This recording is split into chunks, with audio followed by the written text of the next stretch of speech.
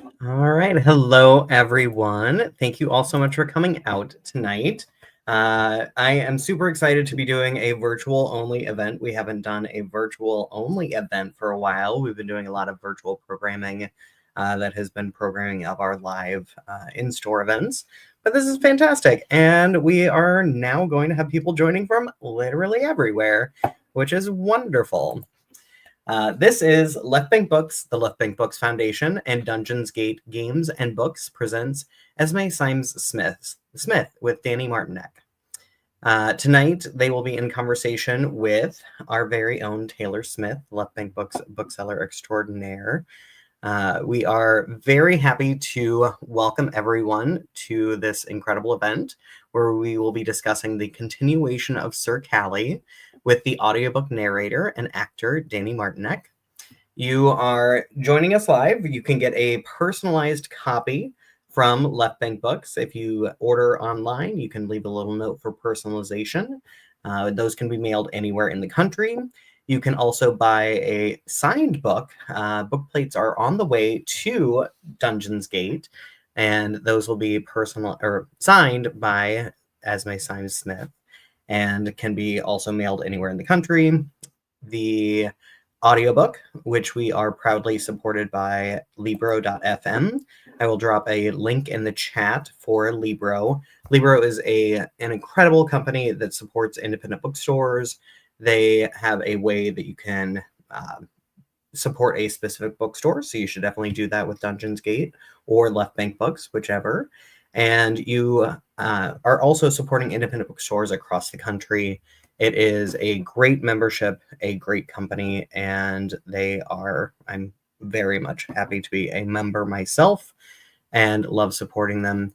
They give back to independent bookstores in ways that are going to be able to help us survive as we encounter the years to come. So be sure to support companies like Libro.fm, Dungeons Gate Games and Books, and Left Bank Books to help us all get through the next couple of years.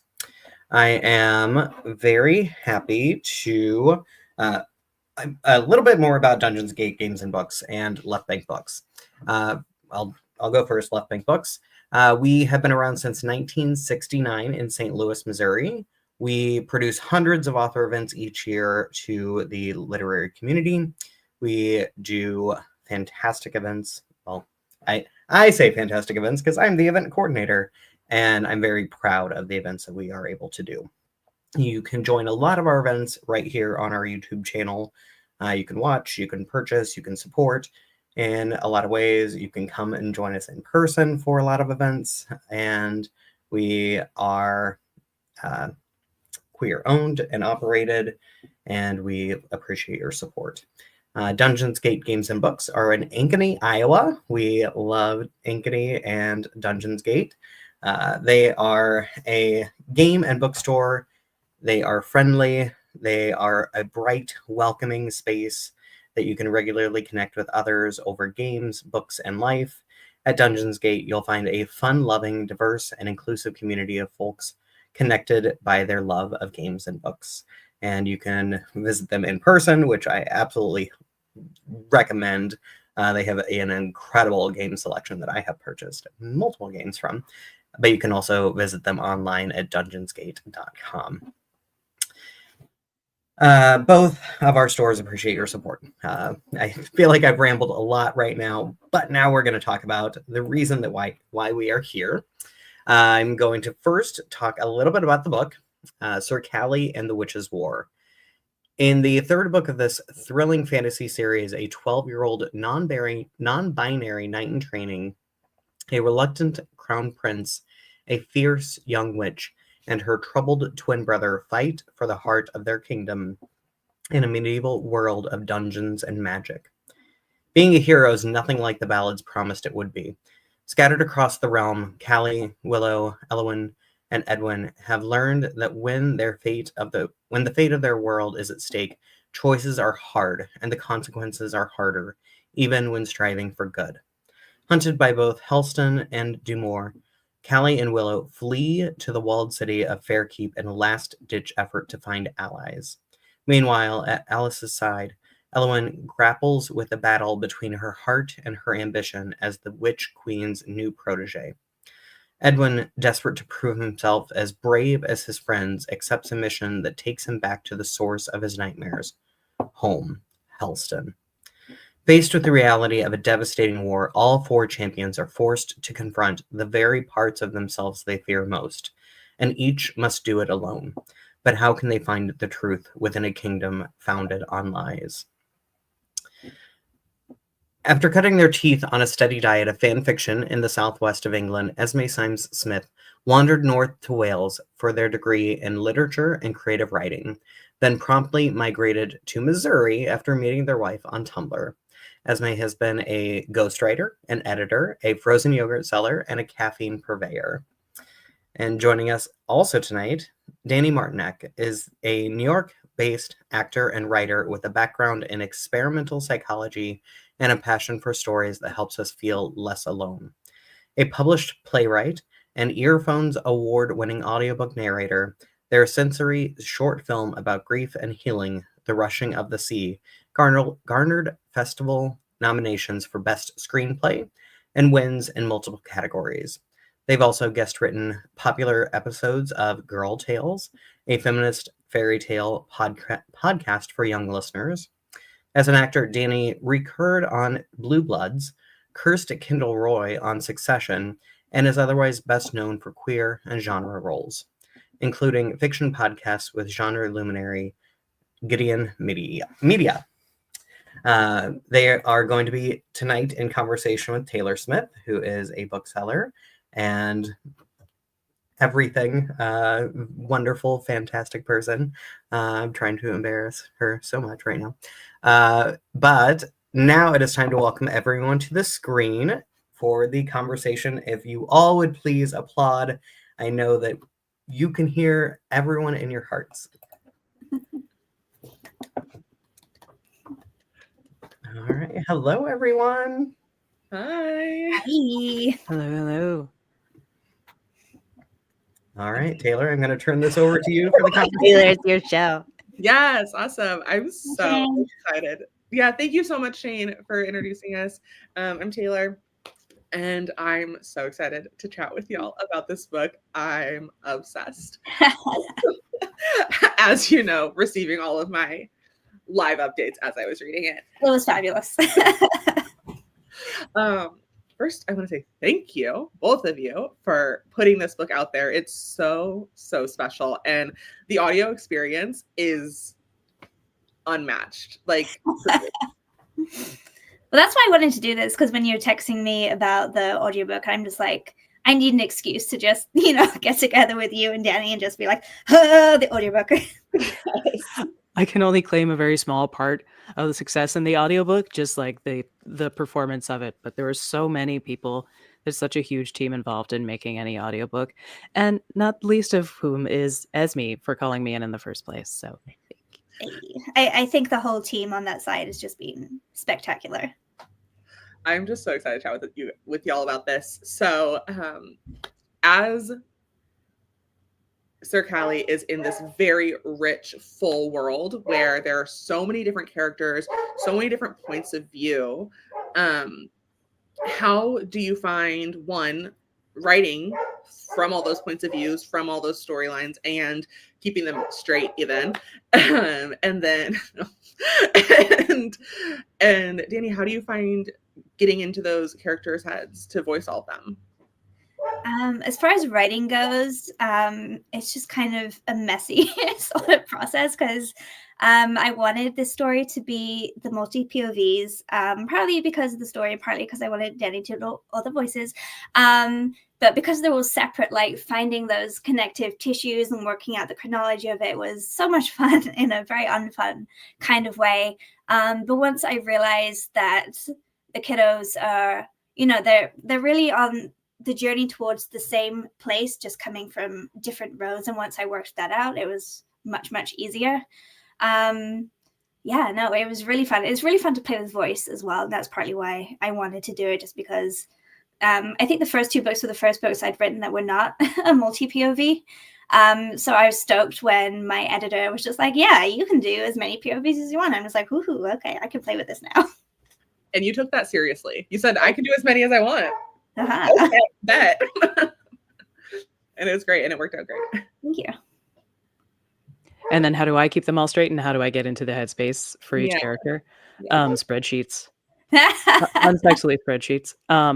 But yeah, as I'm doing my prep read, I will have a spreadsheet with each, like, this is the character, this is the first page on which they appear, like, this is how they're described in the text, and then these are the vibes I'm getting, and maybe comparisons I'm drawing in my own head.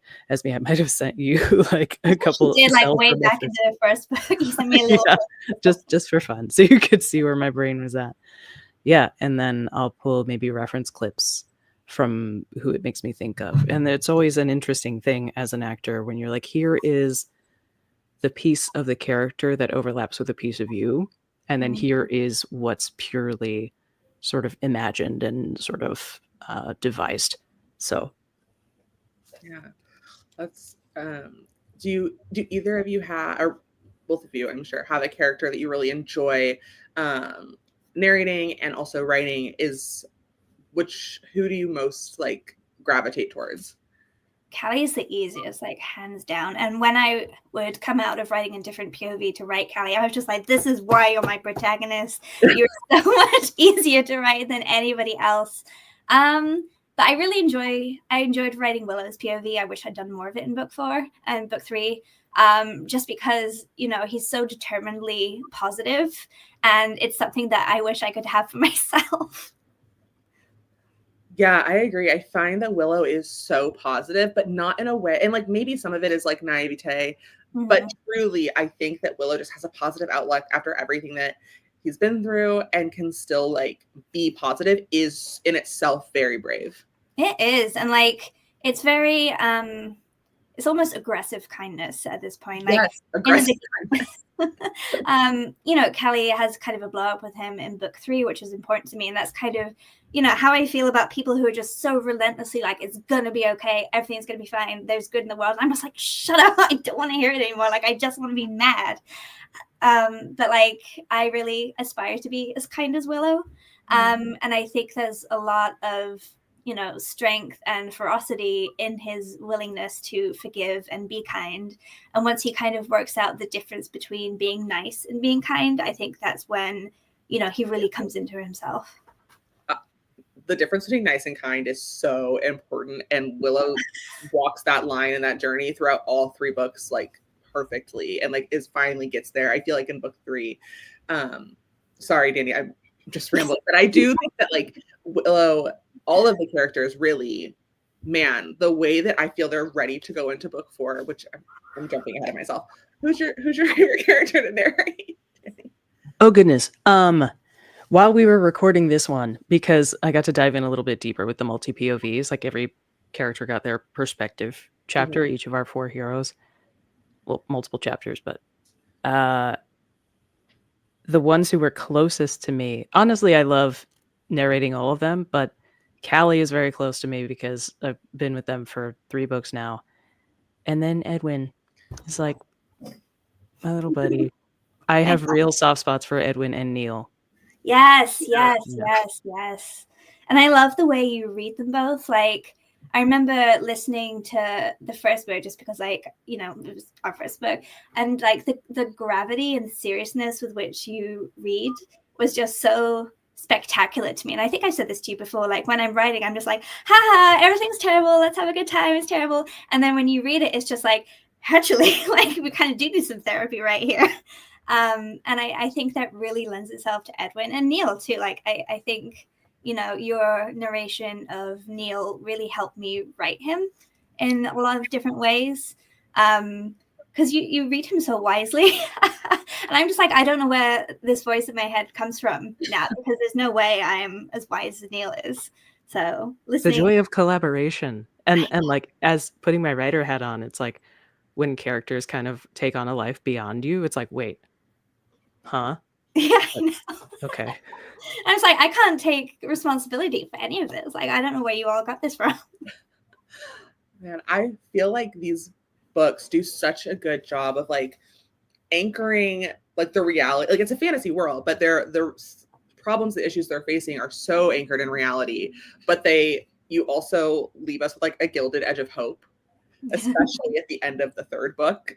Book 2, I was a little devastated and did like scream and cry into the void, but I feel like we're at a nice place going forward. I feel very hopeful. I hope so. I will say that one, I'm really glad I don't have to apologize for book 2 anymore now that book 3 is out. And second of all, like, even though I think the third one's the darkest, like, I think it ends much more hopefully, and I hope people enjoy that. Yeah, it is the darkest, I think, but you don't have to sit in that darkness. You're like, oh, I see. I'm in the tunnel, but I see the light. Yes. Yeah. Was there, Dani, was there a scene that really, while narrating, you had to like take a break, is emotionally hard to narrate, or that really sticks out as you as like, ooh, that was hard? My director Maureen and I, on several of the Edwin chapters, I would get done and kind of look at her through the glass, and we'd both go, It almost feels impossible to engage with Edwin and not go, yeah, I can't write him at Starbucks. Yeah. Write him at Starbucks. Understood. Yeah. Esme, did you find that there were like scenes that were harder for you to write, or are they just like flowing through you? Did you have to really stretch that muscle of like, this is a difficult thing, but we have to go through it? Again, like the Edwin scenes were challenging just because like I knew what I wanted and I can do that very easily, but making it accessible to kids was really hard. And my editor and I worked really closely on making sure that we're getting them right and doing them justice. But also Elwyn was really, really hard. Partly because she doesn't want to speak to me and she doesn't want to open up to me. And I really thought that like giving her the chance to like tell her own story would make it a bit easier, but she's so much smarter than I am. But also she's the kind of person that when she has made a mistake and she realizes she's wrong, she's just like, absolutely not. I can't deal with this. So writing those scenes where, you know, all of that sort of veneer of strength is kind of broken down and she's like, oh my God, what have I done? That was really hard. Very, very hard. Callie and Willow, easy peasy lemon squeezy, but the twins were definitely challenging. Taylor, can I hop in with a question? Weirdly just break form. Esme, that reminded me of something that I've heard as an actor, and I'm wondering if you experience something similar as a writer. Sometimes we'll have a scene, you'll have a moment or something that is just hard. Something in it is not clicking. You keep stumbling over the words or something is going on. And then I think this came from Michael Kostroff. Thank you, Michael. Just let it be hard. Like make it the character's problem. Exactly. It is. Yeah. And is that also a similar breakthrough in writing sometimes, like as you were tackling elements? It's such a real thing. And like I've never not wanted to make the character suffer. Like that sounds really bad, but you know what I mean? But there are definitely moments where I want to protect them from my brain, or like I want to, you know, give them an out far more than the story requires, and kind of just, you know, but also not necessarily about the hard chapters, just the chapters in general. It's like when you're trying to push towards a certain part of the narrative that you thought was work, and then it's just not working, and you can kind of get a gut feeling about that, which can be very frustrating because it's just like, oh, I want to write these chapters, I want to write these scenes, but they're not, for some reason, and I cannot say why, like they're just not fitting in.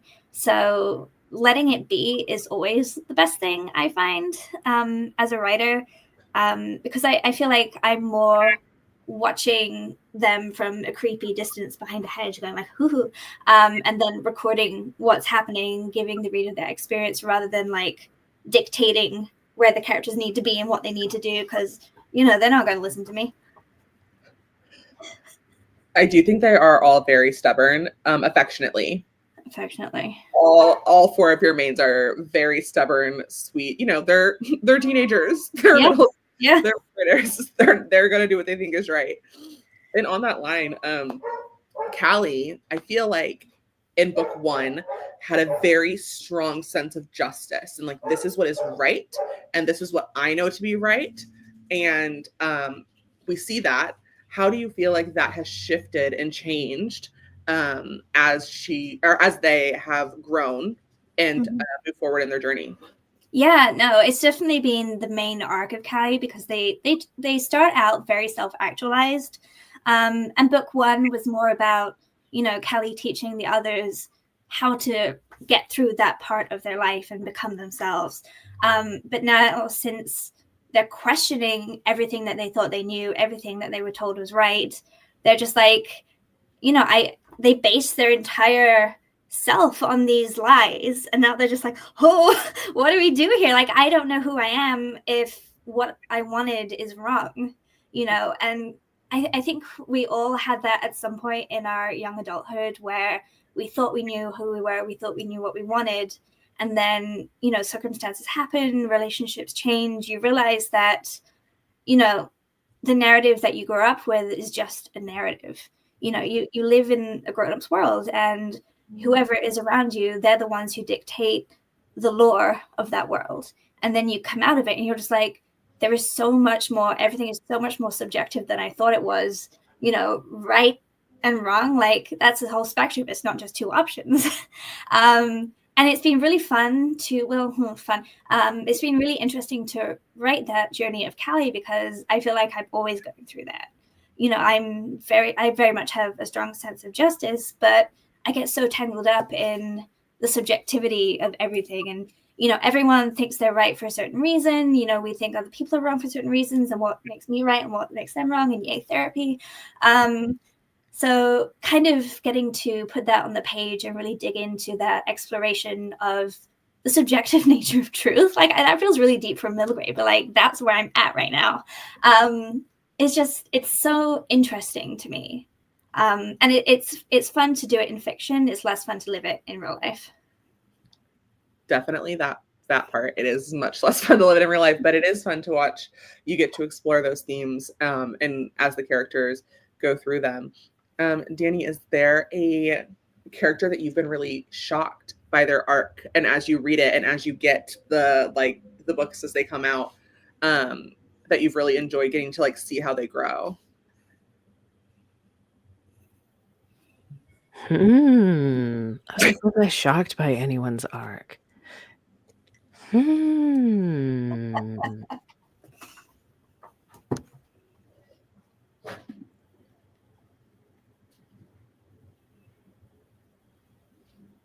going to assume I did a good job. Yeah, there is a nice sort of, and I guess it depends on how immersed one is in kind of the beats of story, and it's like, I see what this might be setting up, or like detecting little clues. Shocked. Who was I shocked by?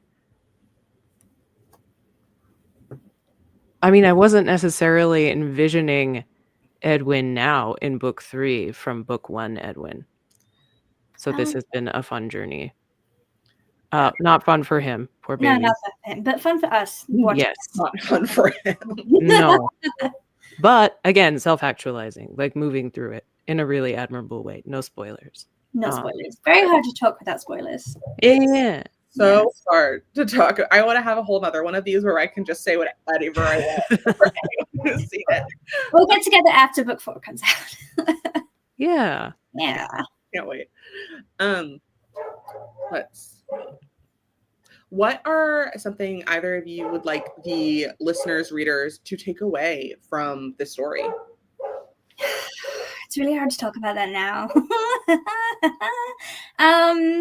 Because on Monday I probably said, there is light at the end of the tunnel. There is always hope. Even when it feels like the darkness is all encompassing, you just gotta keep moving, because, surviving is fighting.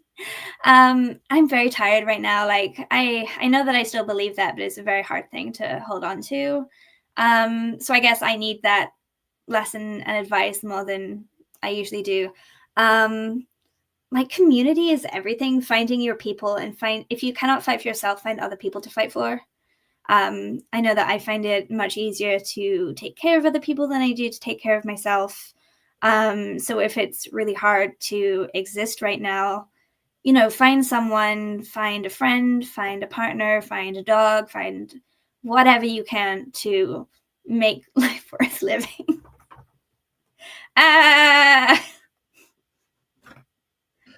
Yeah, that's great and also true.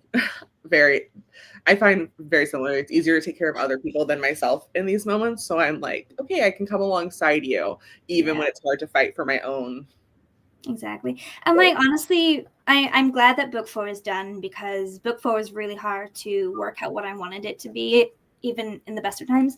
And I don't think I'd be able to write that book this year. But kind of working out how I wanted to end it. I knew where I wanted the epilogue to be, but I didn't know how I was going to get there. I feel like there's so many fantasy tropes that I could have fallen back on, but I didn't want to do those because I don't think it served the character specifically.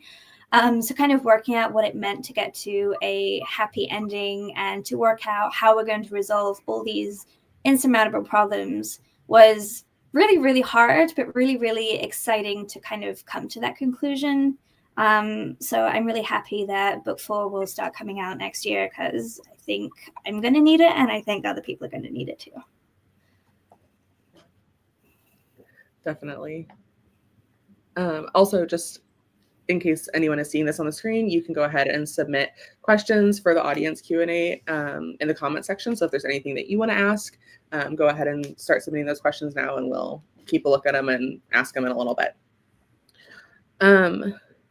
Dani, I have a question about audiobook narrating, because I just want to understand a little more. What is something that you would want just an average person who doesn't like, maybe they've listened to an audiobook, maybe they haven't. What's something you would want them to know about the production process and what that looks like? Ooh, this is a fun one, because the production process is a little bit different depending on how exactly you're working. I am a pampered little baby and always come into the studio to record books.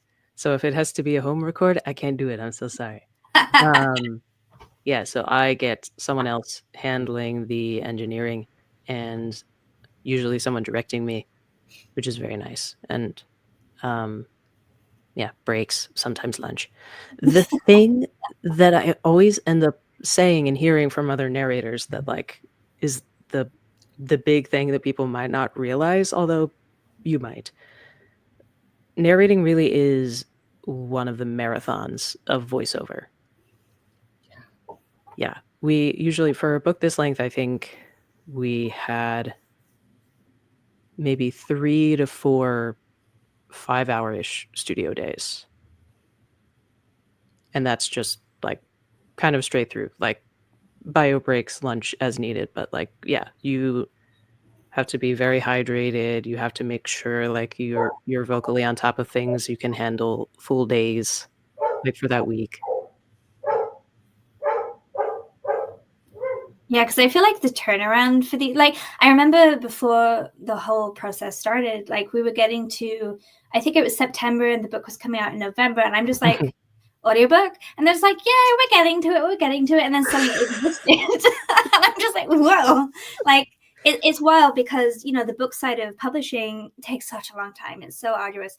And then the audiobook is just like, bang, bang, bang, we're done. Hey, it's wild. I got to listen. Oh, I'm so sorry. Oh, go for it, Taylor. What were you going to say? I was just going to say I got to listen to an early, advanced reader listening of it, and immediately I was like, the audiobook is here, and texted Esme. I was like, what? So excited. This is new information. I know, and I never get it early, so I was all ready to I'm just gonna have a really nice time on launch week listening to it like I usually do. And then suddenly I got it 2 weeks early. I'm just I'm not physically prepared for this. Wild. Yes, I feel so comfortable with these characters and the way that you've narrated them, Dani. That's how I know them. I can hear Esme's writing style, but when I'm reading it, with my eyeballs, I'm hearing your voice through it. And when I'm writing, it's the same thing. It really is it's so nice, because it feels, I don't know why, but it feels like it takes a little bit off of my brain, which is nice. And for some characters, it makes them a lot easier to write, because I have that very it's their voice now. You know, the voices are the ones that you created for it, and I think that's so freaking cool. It's almost like you start to be able to operate on a fanfic level where you're like, this character that exists outside of me. I know their speech patterns. I know how they sound. Blah. Exactly. And that's the coolest thing. And, you know, that's why I love listening to them personally, because, you know, it takes it out of my own head and I can just enjoy it as a book. And it's so funny when people talk to me about the audiobook, or I get to talk to them about it. I'm just like, I get so like fan-ish about it. I'm just like, oh my God, these books are so good. You got to go get them. And I'm just like, I'm not trying to plug my own work. I promise. Like, this is just the way to, it's so good. It's so good. Yes. And then I get really embarrassed about it. Well, you wrote one character, like one-off character in book 3 that I had so much fun with and like immediately emailed you about. I was like, we just wrapped with this one, and I had a lot of fun. Yes, some of my friends are listening to right now, and they got to that part, and I'm just like, ooh, it's the best part. It's so wiki, and I love it so much. Oh, and it was like, it's always a surprise to me because like I never know what I'm expecting with the voices. Then I get to them, I'm just like, ooh, that's perfect. I love it. Yeah, I love listening, and I love listening along. Is there anything that has surprised you about how this book has been, or any of the books have been received, but this book specifically? People are telling me it's their favorite, which is kind of wild to me because like Smart. this is like every book I write for myself, but this one in particular just felt very like, you know, selfish in a way, because I did have so much fun with it. So I'm so happy that people are enjoying it. Plot wise, not really. At least not as much as book 2. Just it's so weird writing a third book of 4 because, you know, the first one's the first one, the second one is like, okay, we're opening the world up now, and then the last one is the last one, and then the third one is just like, what am I going to do here? But just the fact that I have not been like actively banned or challenged is kind of a miracle to me. Like I can feel it coming in the air, but I thought it was going to come a lot earlier, so I'm very thankful.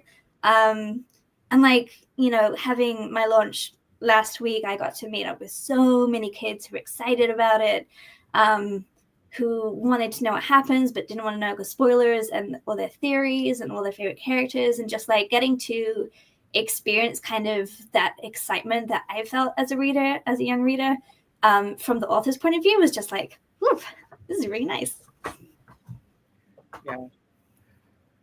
I had another question and my screen just went black. I'm so sorry. I'm consummate professional.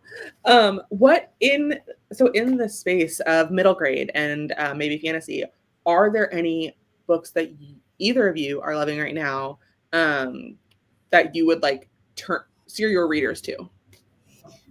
I'm reading Rex Ogle's books right now. The first one is Free Lunch, and then the second one is Punching Bag, and they're heavy. But they're also written with so much love and so much kindness to the author because it is autobiographical and they're middle grade. And just like it feels like it's like when things are bleak, but you know, there's still so much strength and honesty, and knowing Rex on the other side of it all is really cool. And obviously like Ashban Odalu every single day of my life. Where is it? I don't know. Let's go. A Beautiful Something Else is just my favorite book of all time, by Ashban Odalu. It is slightly fantasy, but mostly about a young person going to meet their like the queer side of their family and just getting to be part of that kind of community. So beautiful. I will definitely be reading those because they've been on my list, and now that you've recommended them, I'm like, and now they're at the top of my list. So good. Yeah. Dani, what about you? So good. I don't read a whole ton of middle grade stuff, so I'm gonna bring, it's like more YA and a bit older, so I might sprinkle some of those authors in as well. But everyone, please check out Robin Gao if you have not already. Like, I was fortunate enough to narrate Dear Mothman, but please check it out in any format that you like. Yeah. and I need to check out more of Robin's work because I adore that book so much. Those books are high up on my TBR. In the past few months, or like space of half a year, I've re-engaged with and absolutely loved H.E. Edgman's stuff. And Have you read Flicker? No, not yet. It's so good. It's their middle grade debut, and I got to read an early copy for blurbing. It's spectacular. It's a post-apocalyptic MG, and it's one book, and just like I remember the experience of reading it and just being like, how the hell are you gonna wrap all this up in the space of like 10 pages? And they do, and I was left with such a huge like book hangover, but like it's everything that we loved from The Witch King. Yeah. So good. You got to read it. Nice. Oh, I'm so excited. It is also on my TBR. I'm like, I can't wait. Yeah. And then I will also throw more on the YA side, Andrew Joseph White in there, because I just binged all of Dude's books and was like, oh, okay, this is kind of exactly my stuff. Thank you. Hell Followed With Us was like one of the best books I've ever read in my life. So good. So I good. recommend that to so many kids, students, as they are in the YA section. I'm like, have you read this? Yeah. See this one with the cool cover? Yeah. This one. They are cool covers, best covers. Yeah.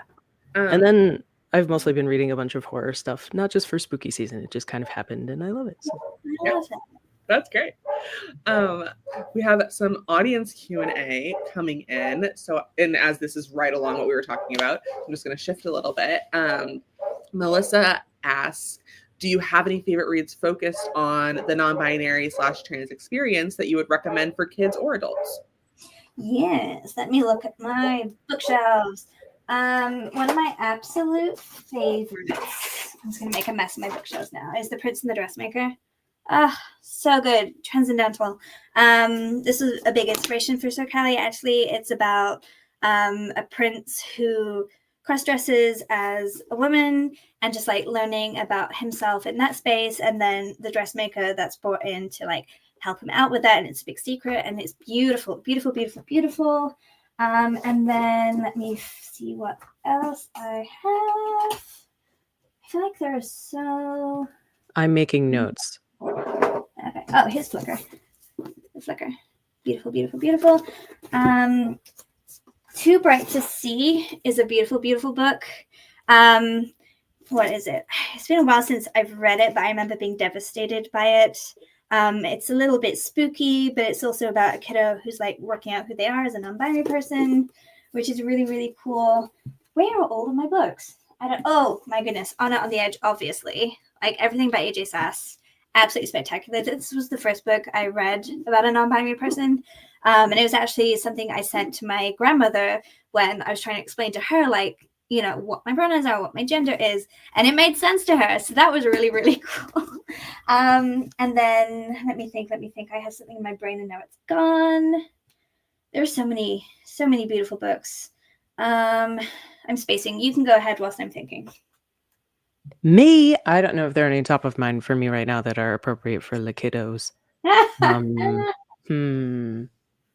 You can answer some for adults as well. Some adults might be watching who want to know some good books for them to read, for like maybe to help even learn more about their own kids through that perspective.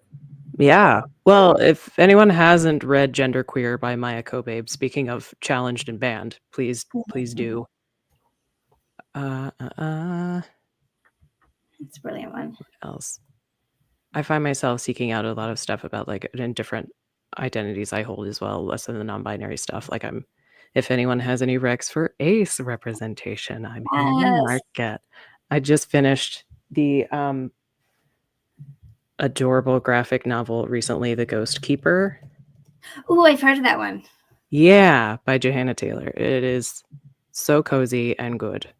I feel like there are so many graphic novels that do such a great job about like explaining how it feels to be a person in a way that words don't necessarily do.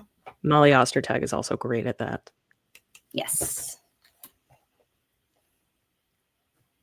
Sorry, I have to like mute and unmute myself. Another question that we have from the audience by Amanda is, have you thought about how the kiddos in your books would react to the current state of affairs? Is there anything from them that we could take that will help us in real life. And Callie would be like, let's go to the White House right now. And Ellen would be like, Callie, no.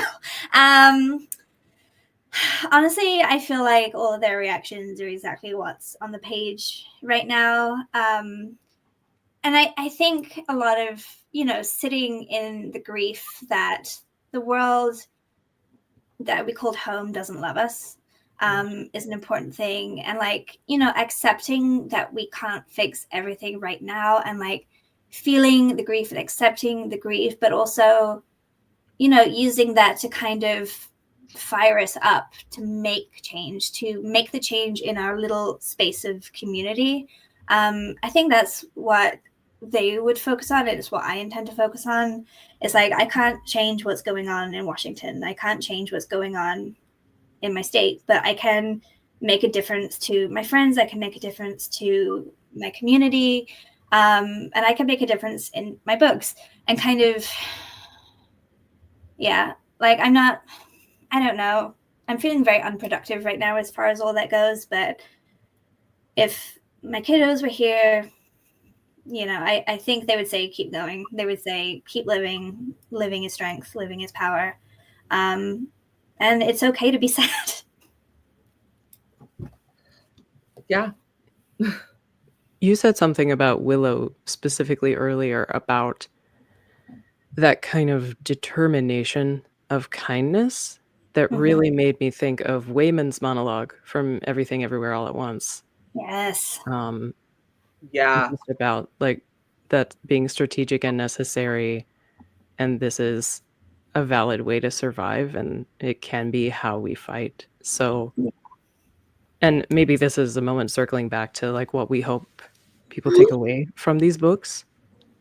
One of the things I'd rather not prescribe what people take away from books, because I love the experience myself as a reader of just I'll take away whatever I take away. It's so individual. But I know something that's in the books that I am taking away, that maybe some other folks will also take away, is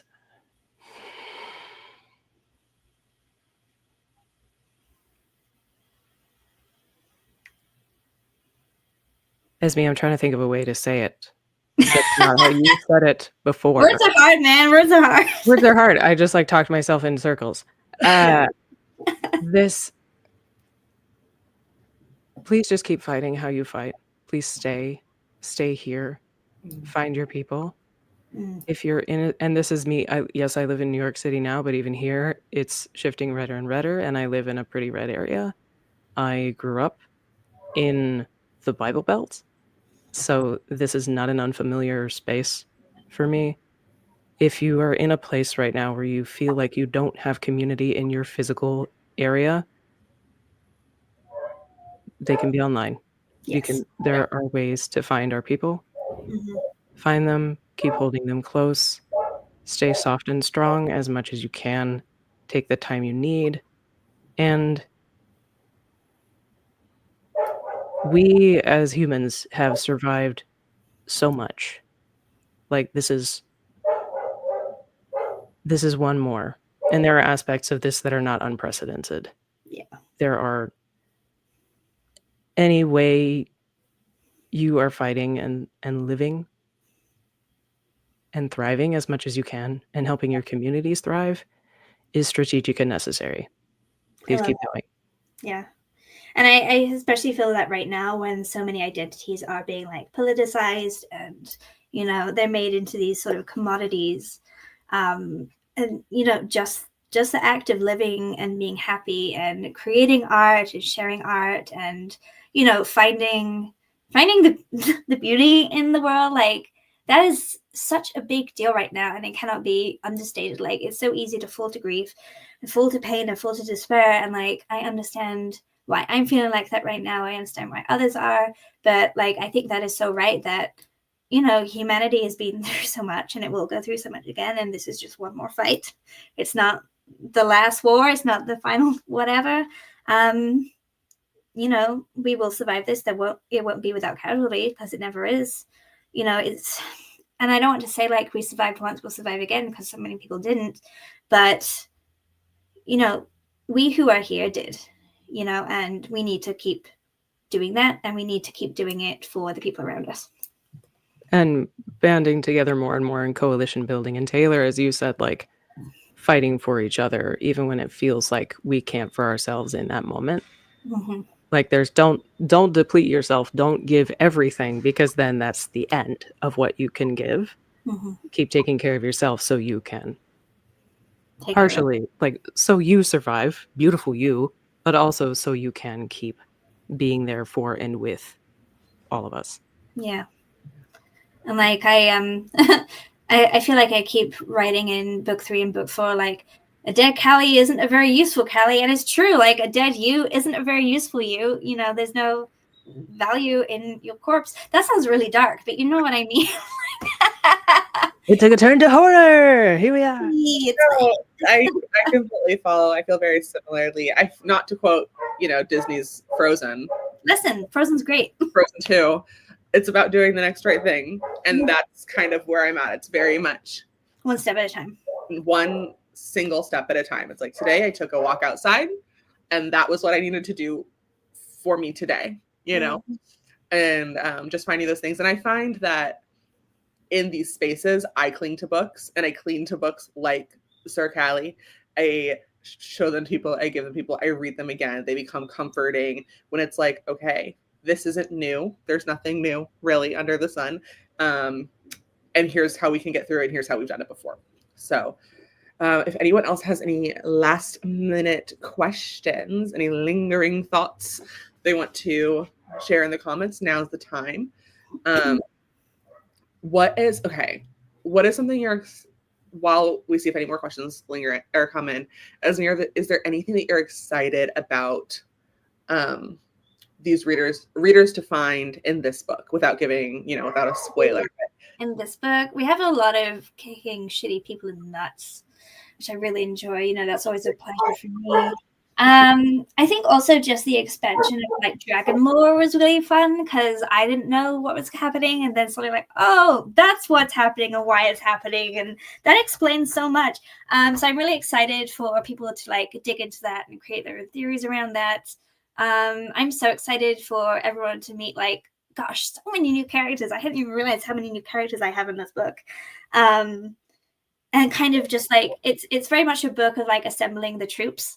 Like we get back to Airwood, which is really cool. We meet like a whole bunch of new people in a new place. And kind of just enjoying the setup for book 4, because like I love book 4 and it was really fun to write.